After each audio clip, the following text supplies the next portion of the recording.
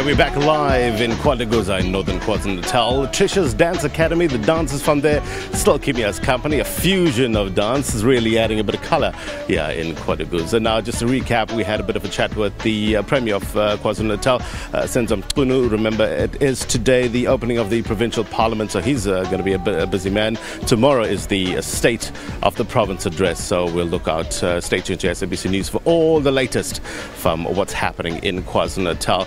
KwaDukuza is where we're at, and this place has many attractions and many historical sites. You just have to look not too far from here. It's the Shaka Memorial Monument. That's one of them. We are at the Shaka Visitor Center, King Shaka Visitor Center.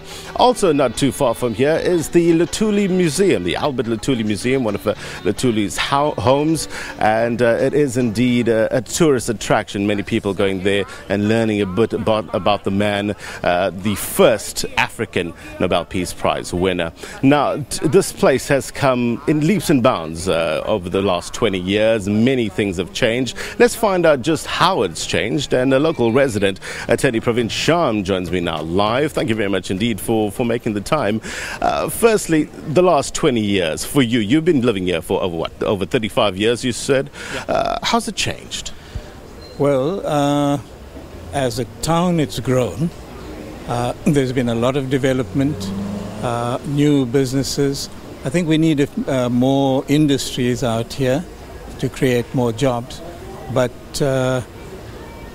as a whole, I think there's been a great deal of development.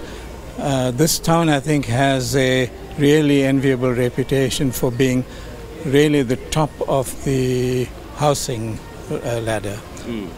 This municipality has provided housing for a huge number of people.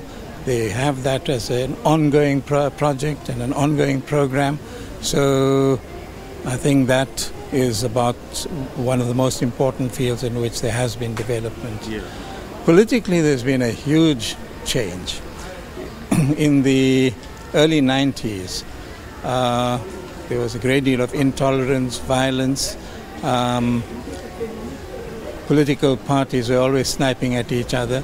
Now there's been a dramatic change as far as that's concerned. And you really witnessed that, isn't it? You were part of the Peace Committee back in the 90s. What was your role? I was chair of the Peace Committee from 92 to 96. And 94 was right in the thick of things when we had the first elections, democratic elections. And we've really seen violence back then raged on in KwaZulu-Natal. Currently, what's your feeling here in KwaZulu-Natal, in KwaDukuza in particular? In KwaDukuza, certainly there's been a dramatic change. Parties work together. They have their different approaches to things, but by and large they work as a unit now.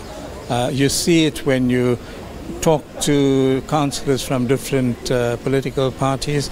There's no longer them and us. It's always a question of we. So I think there's a great deal of hope from that point of view. We spoke about a lot of the attractions that's present here in KwaDukuza. As a resident, what makes you proud of being a KwaDukuza resident? I think the general change in attitudes in this community. There was a time when, communities were separated, divided. A small group ruled the others. Now there is a question of a situation where everybody works together. People take decisions for themselves and decisions are not taken for them. We do have a council that does look after the interests of the community. And for me, that's a great deal of change. That's the main change that we've seen. You're also the president of the KwaDukuza Child Welfare Organization. In terms of child issues, children here, what are some of the issues that you can tell us?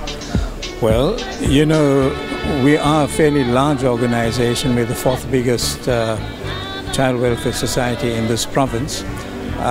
There is a great deal of work to be done. AIDS has caused a huge number of child orphans, and child welfare is involved greatly in that field.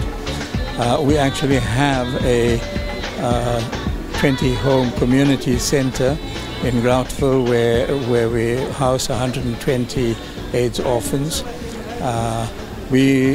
For me, the most important thing that we do, though, is the community development projects that we have. We've got a large number, about 70 or 80 community gardens and things like that. Okay. Praveen Sham, that's where we'll have to leave it. Thank you very much indeed for your time. The local resident as well as an attorney here in KwaDukuza is Praveen Sham. Thank you indeed once again, giving us an insight of what the residents have to say right here in KwaDukuza. It's just gone 7:45 now. Let's take a bit of a break. Morning Live will be back after this. Stay with us.